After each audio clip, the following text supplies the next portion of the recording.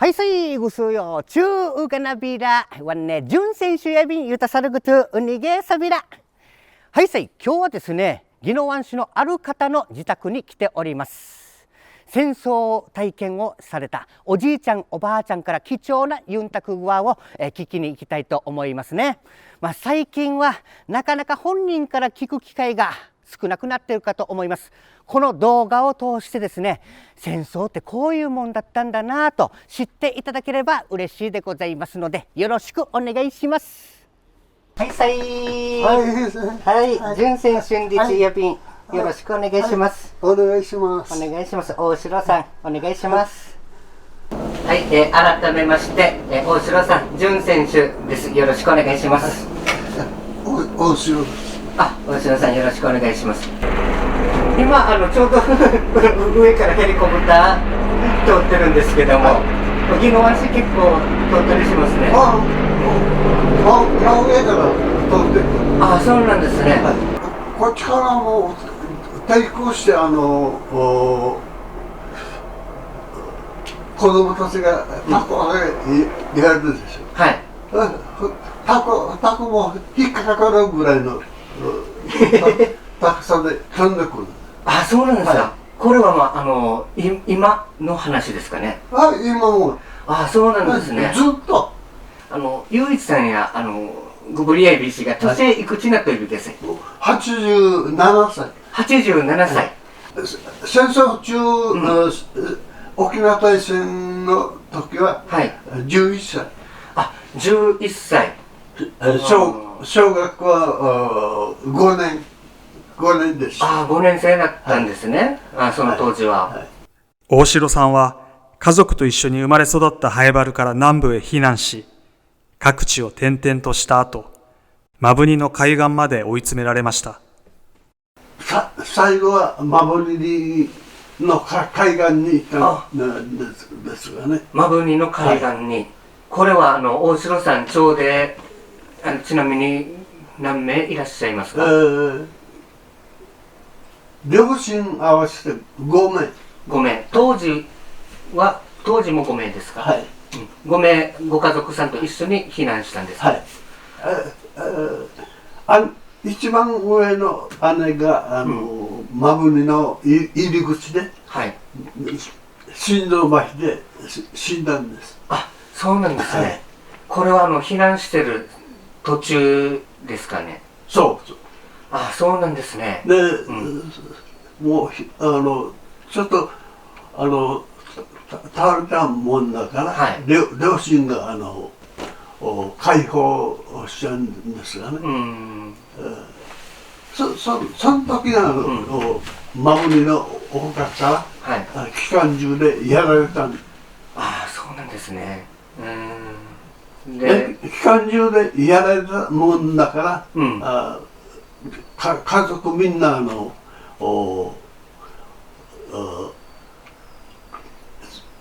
長女を見放して逃げたんだ。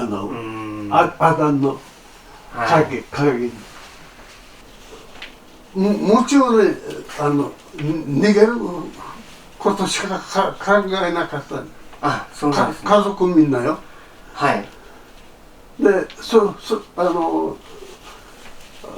心臓麻痺になったもんだが、母が、私も持ってる水筒から水を飲まそうとしたんだが、空っぽになって、水を飲ますのもない。その時に摩文仁の丘から機関銃に狙い撃ちされた。これはお水を実際飲まそうとしてる最中に。そう。そうなんですね。でもう解放する暇もないんです。もうほったらかして、アダンの影に隠れてどうにか助かった。もう悲しいとか、涙流して泣くとかそんなのはないんです。そういう感情ないんです。すらなくなって。そう。戦争中は、怖いとかいうのも感情もない。とにかく逃げればいいという気持ちしかないから。はい。なるほど。自分もいつ命を落とすかわからない状況。大城さんは八重瀬町にあるギーザバンタの海岸である夫婦に出会います。その時の出来事が今でも忘れられないと話していました。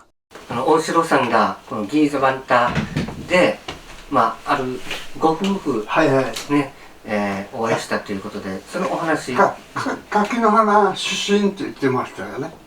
柿の花出身。はい。那覇の柿の花。うん。はい。そちら妊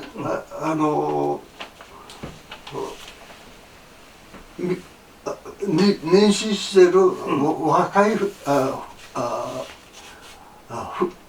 女の人でしたがね、一緒にさせてくれって頼まれて一緒に合同の中で生活してた。でその女の人が、夫が、食料を探しに来て、食料を探しに行って、帰ってこないって言って、心配してて、しばらくして帰ってきたら、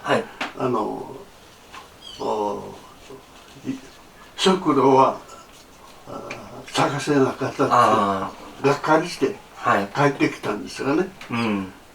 もうその頃から、食料もうほとんどもうなくてもう死ぬ前だと、餓死する前しばらくしてから、その夫が、うちの父に、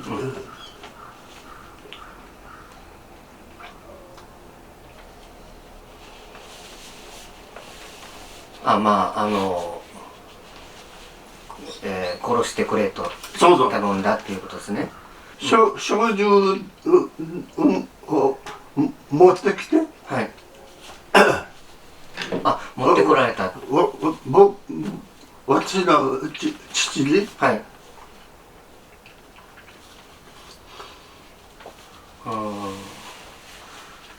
で、実際に私たち2人をこの焼酎で殺してくれ、で父は、命が大切だから、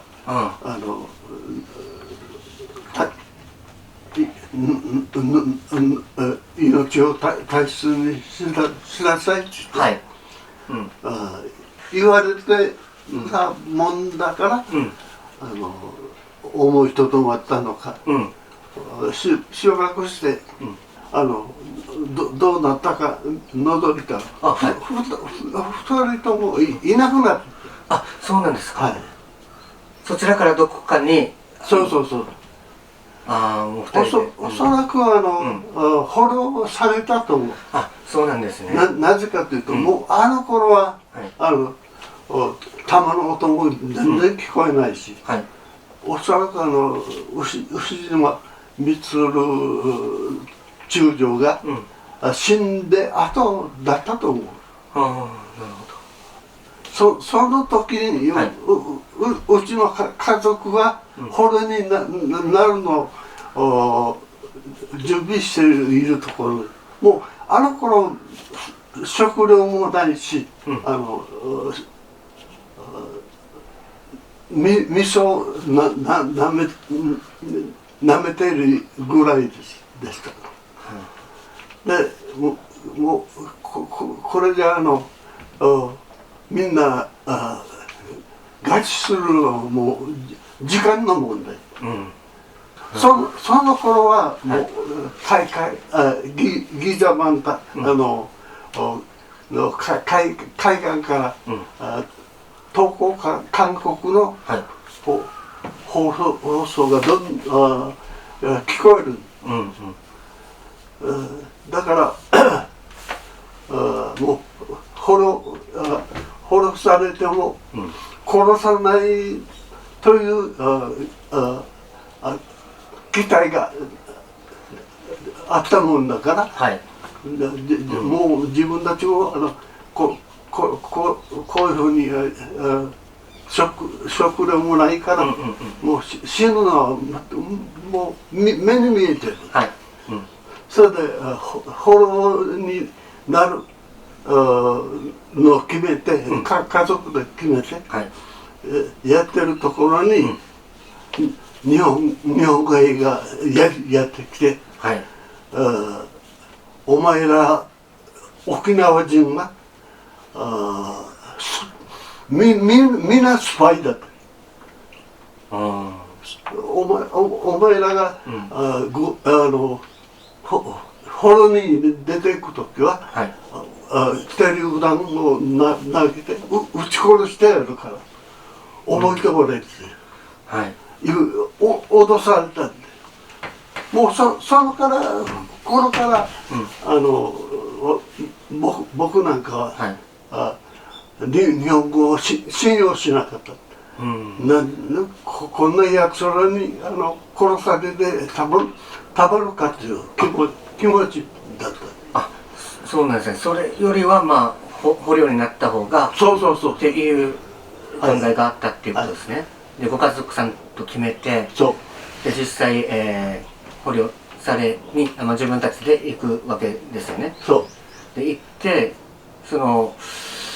みんなこう収容されてるところに行った時ってどんな感じだったんですか？で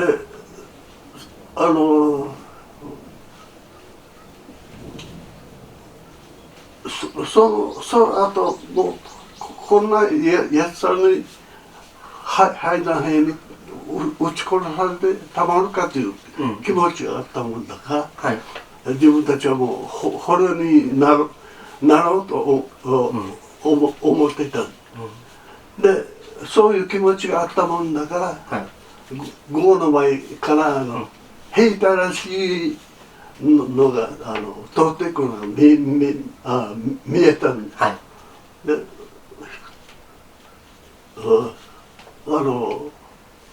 日本兵の軍服とは色が違うもんだから、ひょっとしたらアメリカかもしれんと思って、でアメリカは通り過ぎようとしてるところを、僕が置いてて声かけた。自分から声かけて、とても勇気いりますよね。もう勇気もクソもない。もう何ももうそのままだったらもう食べ物も食料もないし水もないから死ぬ手前だから、どうせ死ぬっていうのも分かった上でっていうことですね。で自分から声をかけて、でおいと声をかけたらアメリカは振り向いた。振り向いて私を見たわけ。そういう時に小銃で受けられたんですか？狙われたんだ。狙われたんだ。で僕は手を上げてやったら、米兵はその銃をこう下げて、僕の近づいてきた。壕の中で入ってる家族をみんな出てきなさいって言って出したの。それからみんな出て、上陸終点に、乗せられて、はい、港側に降ろされた。あ、そうなんですね。私は沖縄戦を体験して軍隊というのは、はい、人を殺す集団であって、住民を守るということは絶対しない、住民でも邪魔者は、はい、切り捨て、殺されてしまう。私は軍事基地を全部撤去しない限り、はい、平和というのはありえないと思う。ところが現在辺野古とか普天間飛行場、はい、これがのさばってるでしょ。でそれも